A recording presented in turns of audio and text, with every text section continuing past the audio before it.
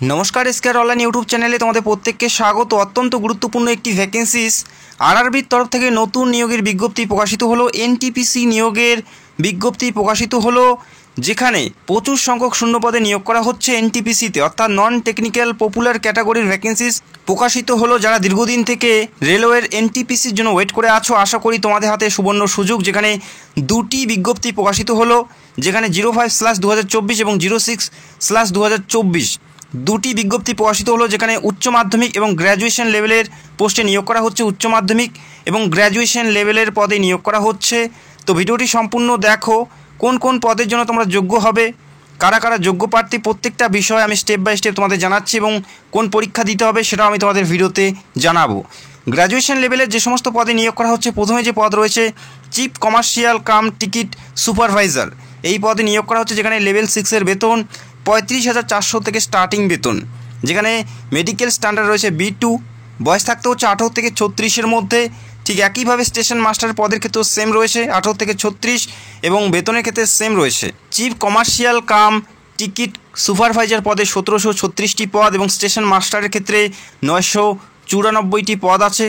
Good train manager পদে নিয়োগ করা হচ্ছে, যেখানে লেভেল 5-এর বেতন 29,200 থেকে স্টার্টিং বেতন, বয়স সেম আছে, যেখানে 3,144টি পদ দেখতে পাচ্ছ। এবং পাশাপাশি junior account assistant cum typist পদে নিয়োগ করা হচ্ছে, যেখানে লেভেল 5-এর বেতন আছে, যেখানে 1560টি টোটাল শূন্য পদ। এবং সিনিয়র ক্লার্ক কাম টাইপিস্ট পদে নিয়োগ করা হচ্ছে, যেখানে লেভেল 5-এর বেতন, যেখানে 732টি পদে নিয়োগ করা হচ্ছে।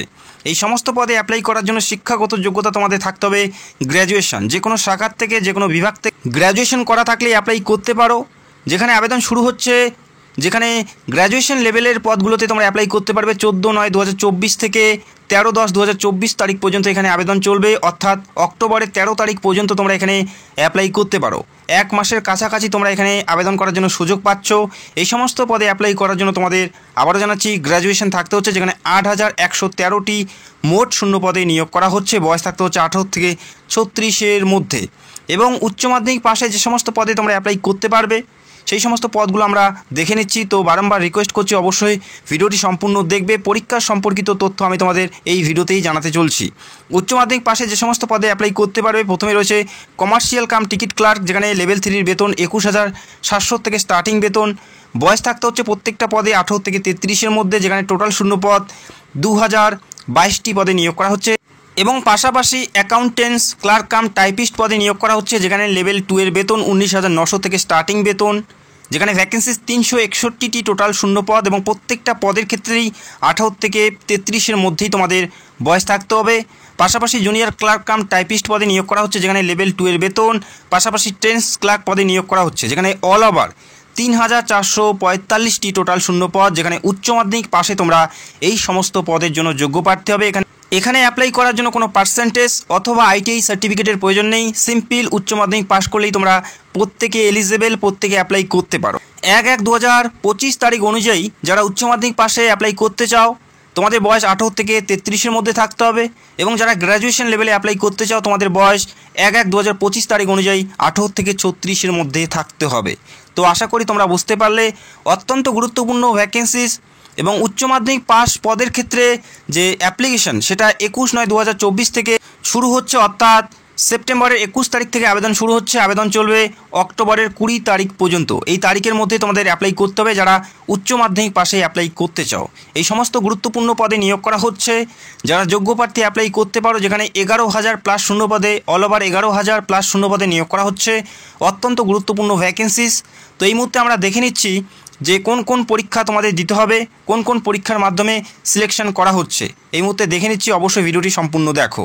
যে সিলেকশন প্রসেস অনুযায়ী এখানে নিয়োগ করা হবে, CBT 1 এবং CBT 2 এই দুটি পরীক্ষা প্রত্যেকটা পদের ক্ষেত্রেই কম্পালসারি রয়েছে, CBT 1 এবং CBT 2, এবং কিছু পোস্টের ক্ষেত্রে স্কিল টেস্ট থাকছে।